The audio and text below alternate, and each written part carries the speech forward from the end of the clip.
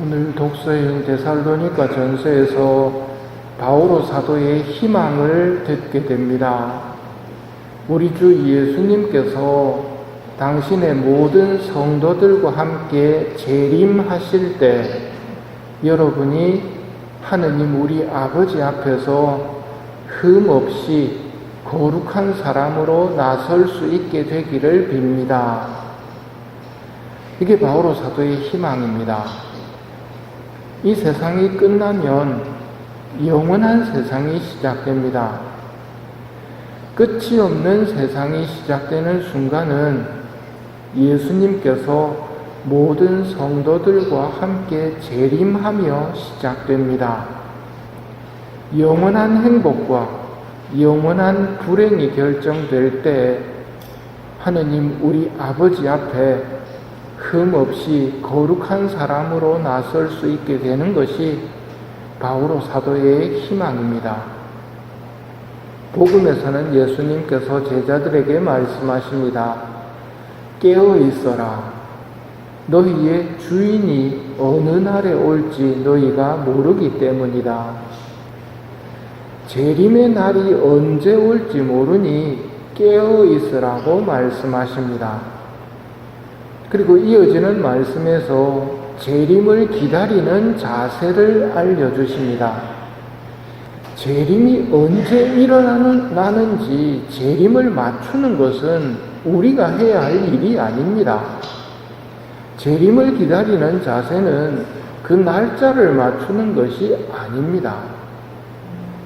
재림 후에 상선벌학이 이루어지는데 잘하였다 착한 종아 내가 아주 작은 일에 성실하였으니 10고을을 다스리는 권한을 가져라 하는 말을 듣는 종이 있는 반면 저자에게서 그 한 미나를 빼앗아 10미나를 가진 이에게 주어라. 그리고 내가 저희들의 임금이 되는 것을 바라지 않는 그 원수들을 이리 끌어다가 내 앞에서 처형하여라 하는 말을 듣게 되는 종들이 있습니다. 바오로 사도의 희망은 자신이 복음을 전한 이들이 모두 이 순간에 흠없이 아버지 앞에 나설 수 있게 되기를 바라는 것이었습니다. 이것은 어느 한순간에 이루어지는 일이 아니라 어떻게 살았느냐에 따라서 결정이 됩니다. 자주 의무를 소홀히 하였나이다 하고 가슴을 치는 그 의무가 심판의 중요 기준이기 때문에 우리는 자주 의무를 소홀히 하였나이다 하고 의무에 대해서 생각하고 가슴을 치는 겁니다. 그리고 심판의 결정은 하느님이 하시는 일이지 사람들이 하는 것이 아닙니다. 다수결에 의해 천국과 지옥이 결정되는 것이 아니라는 말입니다. 사람들의 눈을 의식하며 살아가는 위선자들은 그때 하느님 앞에서 망해버릴 것입니다. 사람들의 눈을 의식하는 위선을 버리고 하느님의 눈을 의식하는 삶을 사는 삶으로 옮겨가야 합니다. 지금 이 자리에서도 성당에서 미사에 앉아 있기는 하지만 하느님을 의식하며 앉아 있을 수도 있고 딴 생각하며 혹은 아무 생각 없이 앉아 있을 수도 있습니다. 빨리 하느님을 의식하는 상태로 돌아가야 합니다. 하느님의 눈을 의식하고 이 자리에 있어야 한다는 말입니다. 어제 바오로 사도는 우리의 성소를 이야기했습니다. 하느님의 나라와 그 영광으로 하느님께서 우리를 부르고 계신다 설명했습니다. 표현의 차이이지 결국 우리 성소는 재림 때 완성되는 것입니다. 예수님께서 말씀하십니다. 깨어 있어라. 우리가 주인이 아니라 종이라는 것을 알고 있는 것이 깨어 있는 것입니다.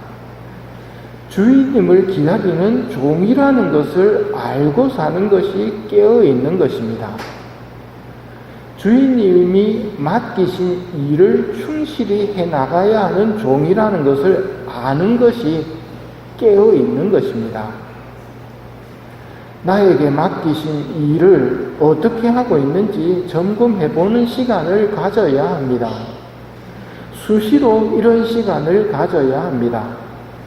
옛날에는 이런 시간을 양심 성찰, 요즘은 의식 성찰이라는 말을 쓰는데, 하느님을 의식하고 하느님과 나와의 관계 속에서 내가 깨어 있는가를 점검하며 살아야 한다는 말입니다. 깨어 있어라는 말은 끝이 있다는 것을 안다는 의미이기도 합니다. 지금 맡기신 일을 하는 것이 힘들지만 계속 그렇게 될 것은 아니니 용기를 내고 주님의 도우심을 청해야 한다는 것을 기억하는 것이 깨어 있는 것입니다. 우리는 현세의 고통을 망덕으로 이겨냅니다. 어떤 망덕입니까? 복된 망덕입니다. 이걸 미사 때마다 이렇게 고백합니다. 복된 희망을 품고 구세주 예수 그리스도의 재림을 기다리게 하소서. 왜냐하면 예수님께서 재림하시는 순간 우리의 복된 희망이 성취될 것이고 현세의 어려움들은 이제 끝이 나기 때문입니다. 이것이 신앙인입니다. 신앙인들은 복된 희망을 품고 구세주 예수 그리스도의 재림을 기다리는 사람들입니다. 예수님께서 말씀하십니다. 너희는 나 없이 아무것도 할 수 없다. 이렇게 말씀하시는 이유는 모든 일에서 나를 찾아라는 의미입니다. 아무리 작은 일이라도 나와 함께 하자꾸나 하시는 뜻입니다. 즉 하느님을 잊지 않는 것이 깨어있는 것이지요. 깨어있어라. 너희의 주인이 어느 날에 올지 너희가 모르기 때문이다. 주인님이 어느 날에 올지 맞추는 것이 우리가 해야 할 일이 아닙니다. 주인님이 오실 때까지 예수님과 함께 사는 것이 우리가 해야 할 일이고 이걸 기억하고 사는 것이 깨어있는 삶입니다. 사람들이 비오신 부님에게 한 말씀 부탁드립니다 했을 때 이렇게 말씀하셨습니다.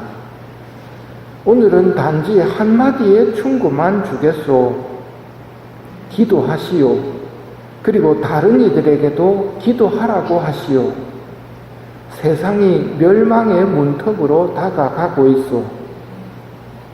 기도한다는 말은 예수님과 함께 한다는 말이고 예수님과 함께 한다는 말이 준비하고 있으라는 말을 실천하는 말입니다.